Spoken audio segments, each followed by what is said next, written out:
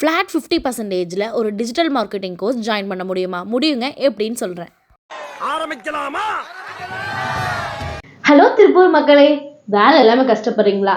இல்ல காலேஜ் முடிச்சுட்டு என்ன பண்றதுன்னு தெரியாம இருக்கீங்களா? இல்ல கெரியர் கேப்பா இருக்கு, புது ஜாப் ஏதாவது ட்ரை பண்ணணும்னு யோசிச்சுட்டு இருக்கீங்களா? நோ வரிஸ்ங்க, சூப்பரான ஐடியா சொல்றேன். டெஸ்லா மைண்ட் நம்ம திருப்பூர்ல first time agency model digital marketing course provide பண்றாங்க.